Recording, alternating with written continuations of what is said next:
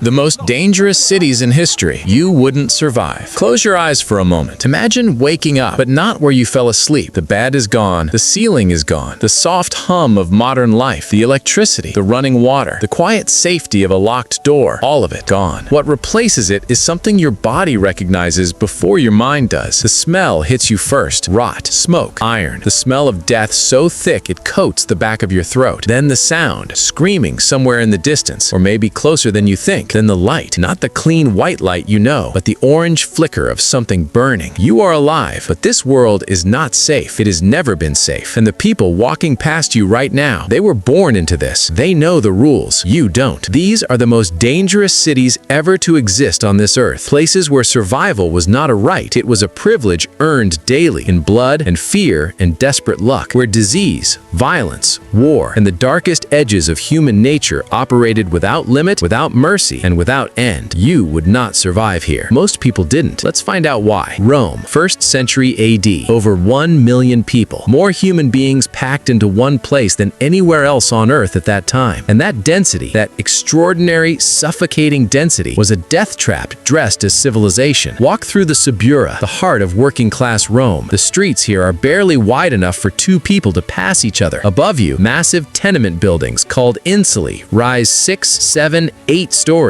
constructed from cheap timber and recycled brick, leaning so severely that some of them touch the buildings across the narrow alley above your head. The light barely reaches the ground. The smell hits you before anything else. Rome had no sewage system for its apartment buildings. Waste was thrown from upper windows into the street below. The cobblestones are rivers of filth. Human waste, animal blood from the nearby slaughterhouses, the rotting remains of whatever the city could not absorb. You learn quickly to walk close to the walls. You learn to look up. There is no clean water here. The famous Roman aqueducts served the public fountains and the baths of the wealthy. In the Suburra, you drink what you can find, and what you can find will kill you. Typhoid moved through these streets like a ghost. Malaria rose from the marshes outside the city walls. Tuberculosis spread silently in the cramped, airless rooms where entire families slept pressed against each other on beds of dirty straw.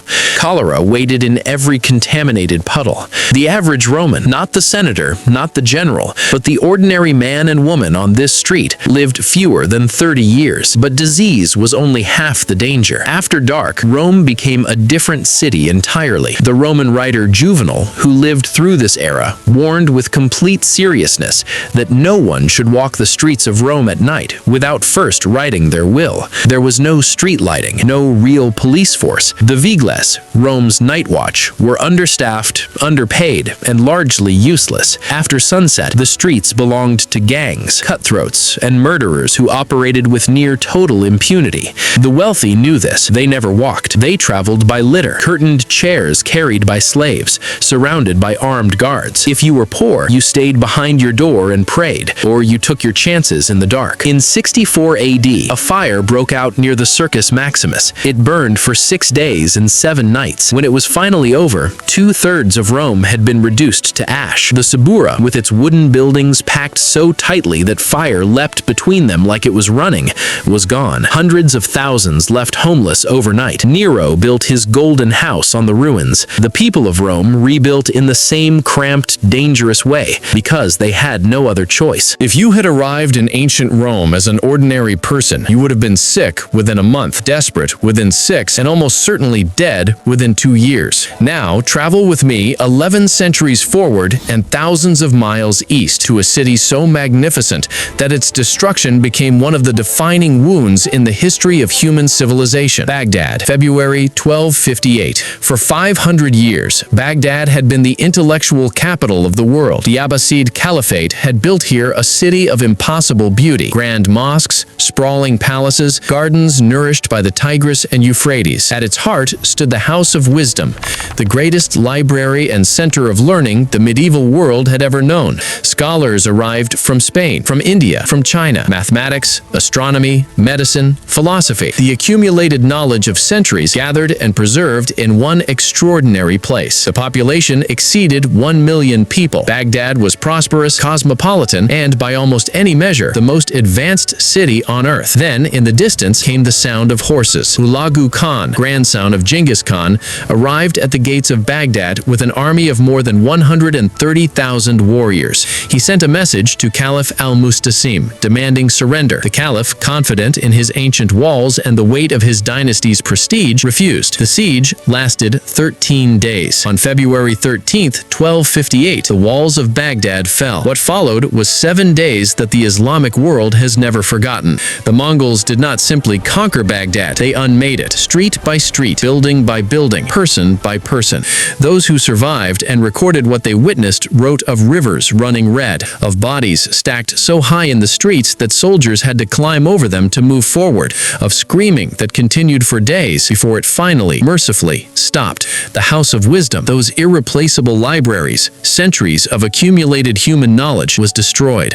The books were thrown into the Tigris River. The water turned black from the ink of 1 million manuscripts, then red from the blood of the scholars who had written them. Conservative estimates place the death toll at 800,000 people. Some historians believe the number exceeded 1 million in 7 days in one city. The Caliph himself was executed, wrapped in a carpet and trampled by horses, because Mongol tradition held that royal blood must never touch the ground. If you had been in Baghdad in February of 1258, there was no way out. The Mongols had surrounded the city completely. Every gate was watched. The rivers were patrolled. The most magnificent city in the medieval world became, in 1 week, a monument to what human beings are capable of doing to each other when they have decided that nothing in front of them deserves to survive. Across an ocean that Europe did not yet know existed, another city was consuming human lives, but with ceremony, with ritual, and with the absolute conviction that the gods themselves demanded it. Tenochtitlan, the capital of the Aztec Empire, 1450 AD. The Spanish explorers who first laid eyes on this city could not believe what they were seeing. Built on an island in the middle of Lake Texcoco,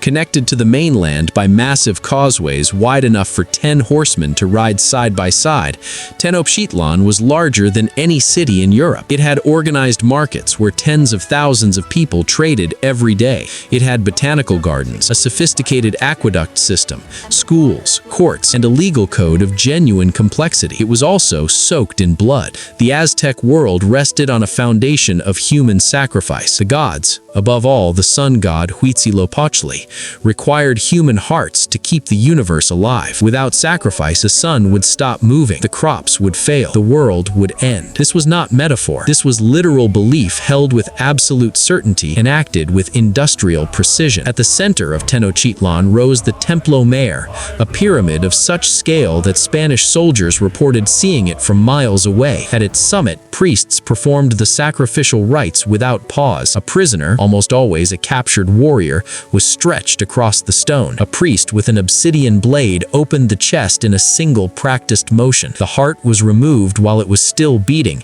and raised toward the sun. The Aztec military conducted what they called flower wars, campaigns fought not to kill the enemy, but to capture them alive. Living prisoners were the currency of the gods. Being taken alive in battle was, for warriors of neighboring peoples, often a fate they feared more than death on the battlefield, because it meant a slow walk up the steps of the Templo Mayor, in front of a watching crowd with no possibility of escape. In 1487, during the dedication of the expanded Great Temple, thousands of prisoners were sacrificed over 4 days. The priests worked in shifts. The bodies rolled down the pyramid steps in an unbroken stream. Then, in 1519, Hernán Cortés landed on the Mexican coast with 500 soldiers, 16 horses, and something far more lethal than either: smallpox. The Aztec people had no immunity to European disease. Within 2 years of Spanish contact, the population of Tenochtitlan collapsed. People died so fast that the living could not bury the dead. The city that had consumed so many lives through ritual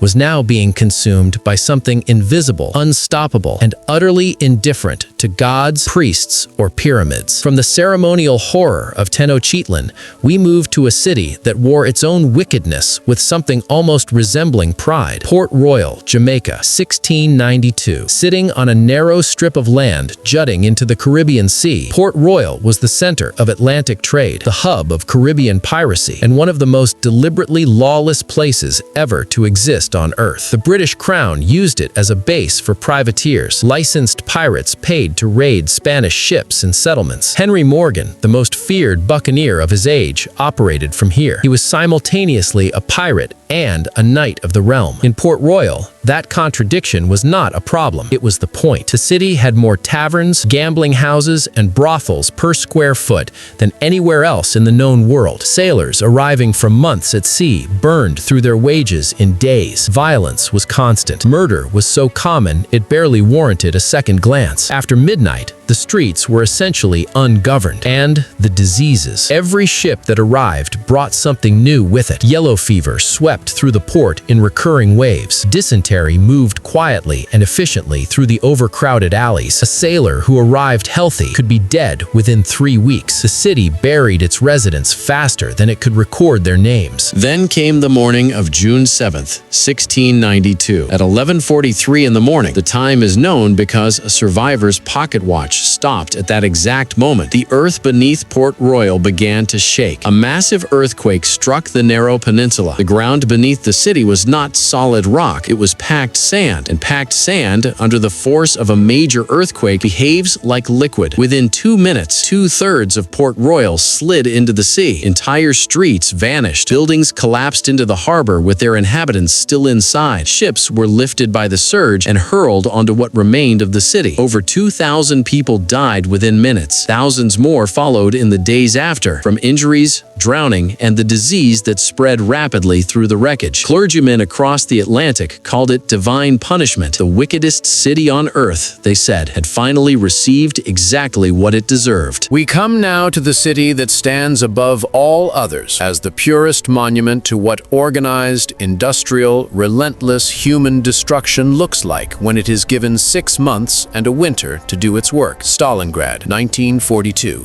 By the time the worst months arrived, Stalingrad had ceased to be a city. It was a landscape of rubble, fire, frozen mud, and death. The concept of a front line had dissolved entirely because the fighting was happening inside every building, on every floor, in every room, on every staircase. The German Sixth Army had been sent to capture Stalingrad. Hitler wanted the city whose name bore Stalin's name. Stalin refused to allow it to fall, not only for strategic reasons, but for symbolic ones that both men understood with perfect clarity. The battle that followed lasted from August 1942 to February 1943, 6 months in one city. The Soviet commander Vasily Chuikov developed a tactic that military historians still study today. He ordered his men to stay as physically close to the German lines as possible, sometimes within grenade range, sometimes sharing the same building on different floors. The logic was precise and brutal. If Soviet and German soldiers were fighting at arm's length,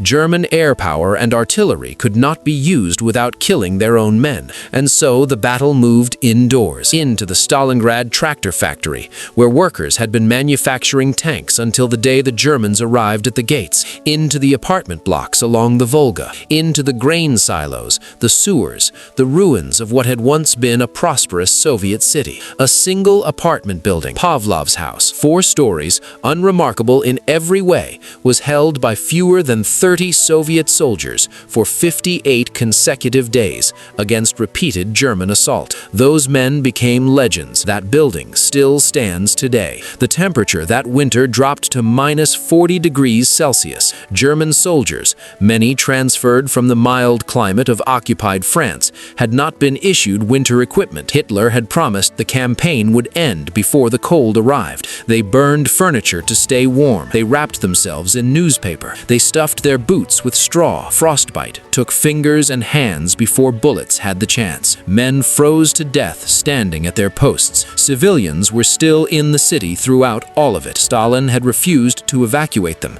calculating correctly that soldiers fight with more ferocity when they are defending living people rather than empty buildings. And so the people of Stalingrad, the elderly, The mothers, the children, lived in cellars and underground tunnels, surviving on almost nothing, listening to the battle happening directly above their heads, day after day after day. 2 million people passed through Stalingrad during those 6 months. Soldiers and civilians together. The death toll reached nearly 2 million. The German 6th Army, 330,000 men, the most powerful military force in Europe at the time of their encirclement, was annihilated. Fewer than 6,000 of them ever returned home from Soviet captivity after the battle finally ended. When the battle was over, survivors emerged from underground into a landscape of ash, ice, and frozen bodies that stretched as far as the eye could see. There was almost nothing left to liberate. The city had been consumed entirely by the thing that was supposed to be fought over it. 5 cities, 5 centuries, 5 different corners of the world, 5 different shapes of danger. Rome killed slowly, with filth, disease, and the casual violence of darkness. Baghdad was erased in 7 days of apocalyptic slaughter. Tenochtitlan fed its gods with beating human hearts before vanishing in a plague it had no name for. Port Royal rotted from within and then fell into the sea. Stalingrad was ground to nothing in the coldest and most brutal battle in the history of human warfare. And yet, look closely at all 5 of them. Something connects them that goes deeper than violence, deeper than geography, deeper than the century they existed in. Every one of these cities became lethal for the same reason. Not because of bad luck, not because of geography, but because of what the people who held power in those cities chose to do with it, and chose to do to those who had none. When power operates without accountability, cities become killing grounds. When the strong face no limits and the weak have no protection, whether the weapon is an obsidian blade, a Mongol sword, a German artillery shell, or simply the decision not to build a sewer, human lives become expendable, tradable, disposable, offered up in service of something larger, an empire, a god, a war, an ideology, a name on a map. History does not repeat itself exactly, but it rhymes with an accuracy that should unsettle every one of us. You would not have survived those cities. The real question, the one that history places quietly in front of every generation and waits to see whether they will finally answer it differently, is whether we are being careful enough right now, today, to make sure that we are not building another one. Thank you for watching History Reimagined. If this story moved you, share it, because the past is only useful if we carry it forward.